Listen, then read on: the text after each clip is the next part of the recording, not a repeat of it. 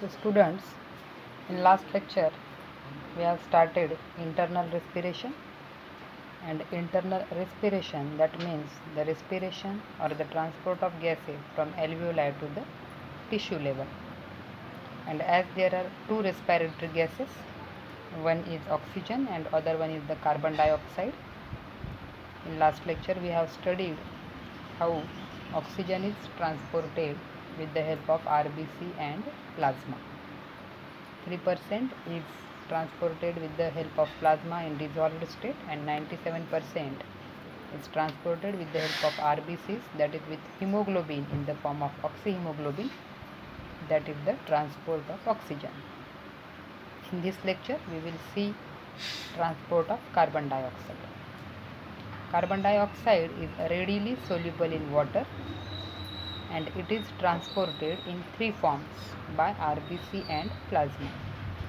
Here the transporting agents are again two, RBC and plasma, that is similar to oxygen, but here carbon dioxide is transported in three different forms. Number one, by plasma in solution form. Only 7% of carbon dioxide is transported by plasma as carbonic acid, and that can be broken into carbon dioxide and water molecule. Carbonic acid with the help of carbon dioxide and water. Second form, in the form of bicarbonate ions.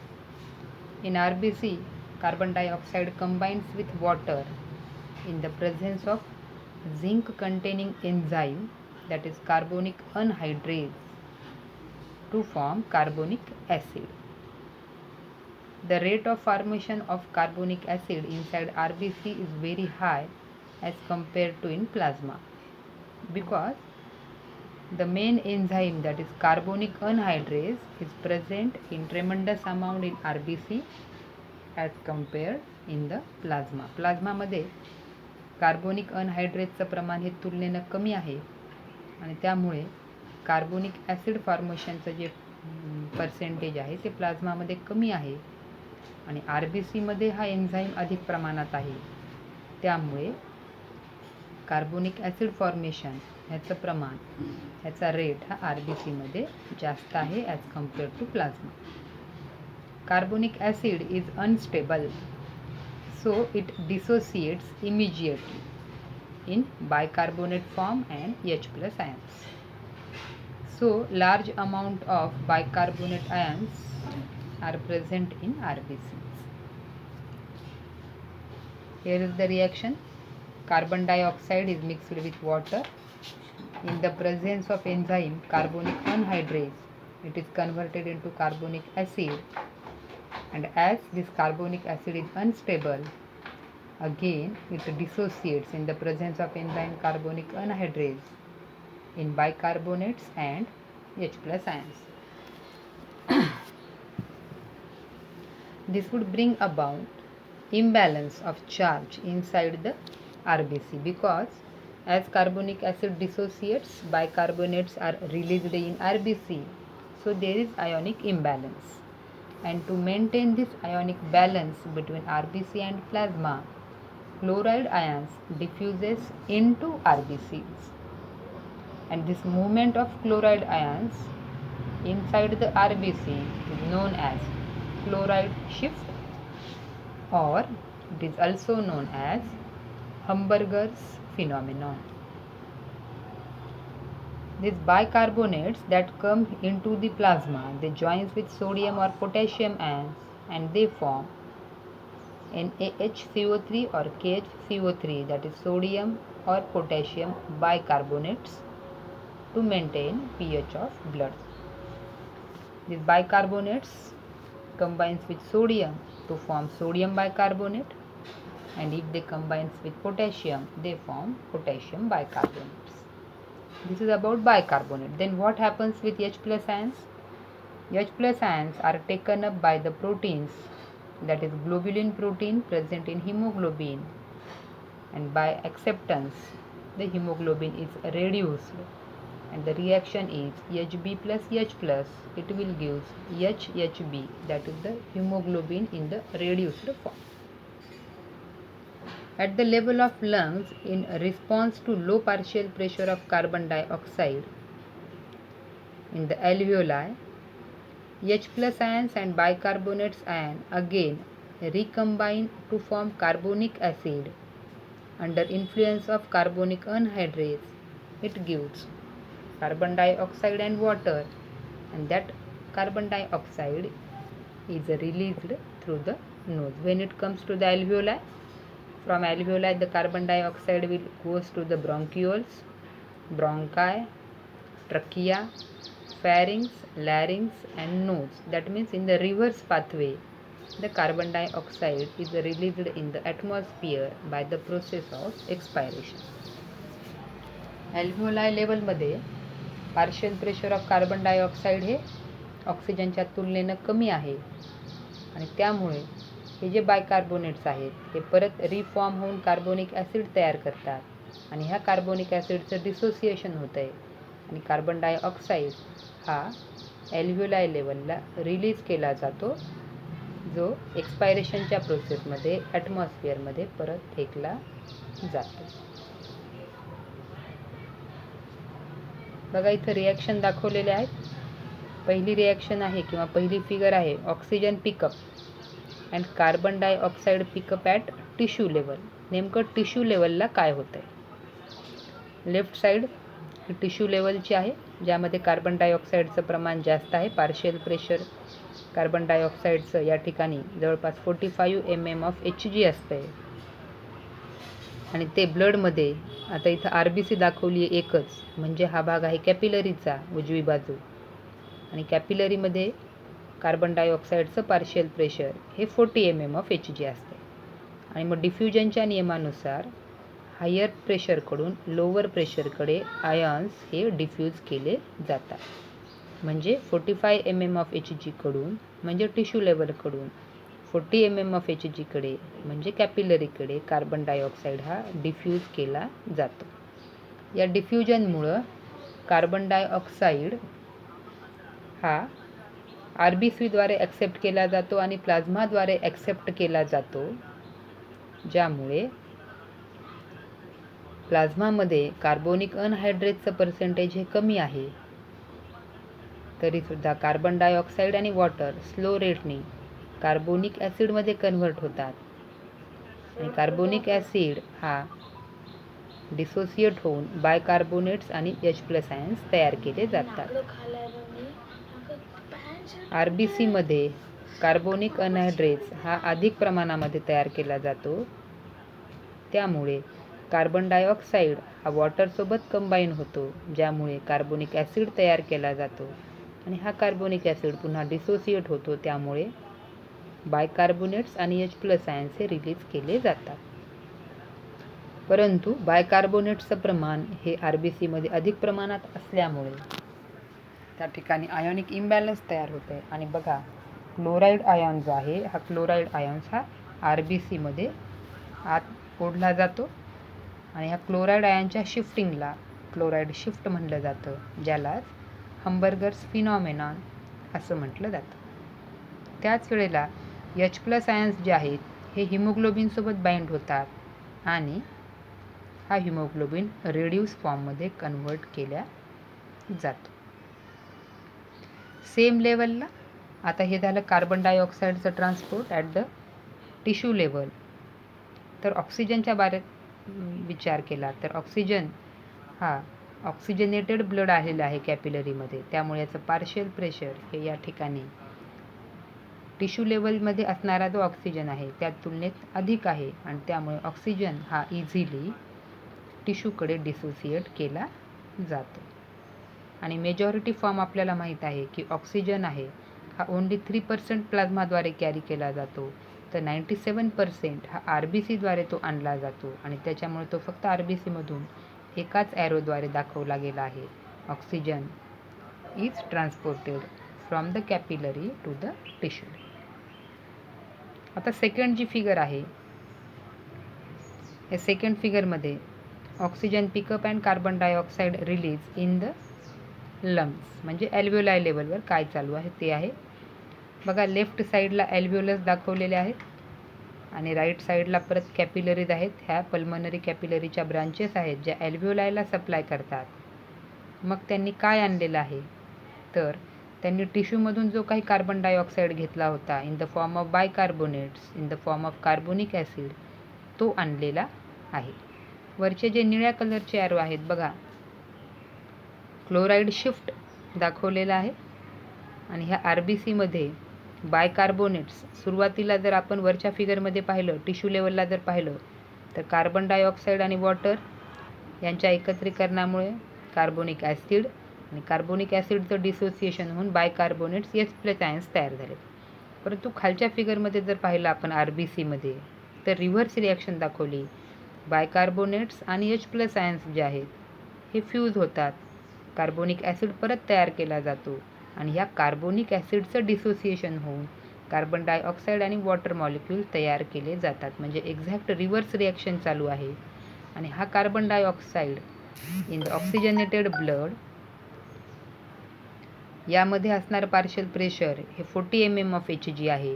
तर ॲल्व्होलायमध्ये यामध्ये असणारं partial pressure हे 45 mm of Hg आहे आणि ॲल्व्होलाय लेवलमध्ये ते 40 mm of Hg आहे. त्यामुळे हा पार्शियल प्रेशरच्या डिफरन्समुळं RBCमधला जो कार्बन डायऑक्साईड आहे तो ॲल्व्होलायमध्ये फेकला जातो. म्हणून ॲरो जो आहे ब्ल्यू कलरचा जो कार्बन डायऑक्साईडचा ॲरो आहे तो RBCकडून ॲल्व्होलायकडे पाठवलेला दाखवला आहे. सेम लेवलला ऑक्सिजनचा जर विचार केला तर डिऑक्सिजनेटेड ब्लड आहे, त्यामुळे ऑक्सिजनचं जे आहे पार्शियल प्रेशर हे फक्त 40 mm of Hg आहे आणि ॲल्व्होलायमधलं जर पार्शियल प्रेशर पाहिलं ते near about 100 mm of Hg आहे. त्यामुळे ॲल्व्होलायच्या तुलनेत टिश्यू कॅपिलरीकडे ऑक्सिजनचं प्रमाण हे कमी आहे आणि त्यामुळे फिगर जर पाहिली तर खालचा जो रेड कलरचा ॲरो आहे त्यामध्ये ॲल्व्होलसकडून ऑक्सिजन हा RBCमध्ये ट्रान्सफर केला जातो. म्हणजे टिश्यू लेवलला जी रिॲक्शन होते त्याच्या एक्झॅक्ट रिव्हर्स रिॲक्शन ही ॲल्व्होलायकडे होत असते because of partial pressure difference of carbon dioxide and oxygen. आता हे जे ट्रान्सपोर्टेशन आहे हे ट्रान्सपोर्टेशन टोटली कशावर डिपेंडंट आहे? सगळ्यात महत्त्वाचा फॅक्टर आहे that is the partial pressure of gases. मग partial pressure of gas oxygen जे आहे पार्शियल जर ॲल्व्होलाय लेवल पकडली तर त्या ठिकाणी पार्शियल प्रेशर ऑफ ऑक्सिजन हे जास्त आहे आणि partial pressure of carbon dioxide हे तुलनेनं कमी आहे. तर टिश्यू लेवलला जर पाहिलं तर शरीराच्या होणाऱ्या ज्या काही मेटाबॉलिक ॲक्टिव्हिटीज आहेत त्यामुळे कार्बन डायऑक्साईडचं पार्शियल प्रेशर हे टिश्यू लेवलला जास्त आहे as compared to the oxygen level. आणि त्या ह्या दोन गोष्टींच्या आधारावर हे गॅसेस ट्रान्सपोर्ट केले जात असतात. आता कार्बन डायऑक्साईडचा आणखी एक फॉर्म आपला पाहायचा राहिलेला आहे that is with the help of RBCs. Only 20 to 23% of carbon dioxide is transported by RBC. Carbon dioxide combines with amine group of hemoglobin to form carb-amino-hemoglobin. Again, this binding is related with partial pressure of carbon dioxide and partial pressure of oxygen. जसं oxygen हा हिमोग्लोबिनसोबत जेव्हा combine होतो तेव्हा oxy haemoglobin तयार करतो, तसा जेव्हा RBC हा कार्बन डायऑक्साईडसोबत फ्यूज होतो तेव्हा तो तयार करतो कार्ब अमायनो हिमोग्लोबिन. मग फरक काय होतो ॲट द टिश्यू लेवल?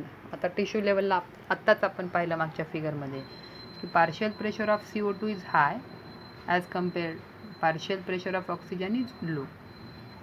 ऑक्सिजनच्या तुलनेत कार्बन डायऑक्साईडचं पार्शियल प्रेशर हे जास्त आहे, त्यामुळे हिमोग्लोबिन हा कार्बन डायऑक्साईडसोबत बाइंड होतो आणि तयार केल्या जातं carb amino haemoglobin.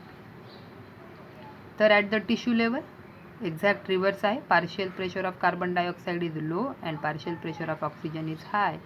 So there is dissociation. हा जो कार्ब अमायनो हिमोग्लोबिन तयार झालेला आहे तो ब्रेक होतो, तो डिसोसिएट होतो आणि कार्बन डायऑक्साईड हा फ्री होतो.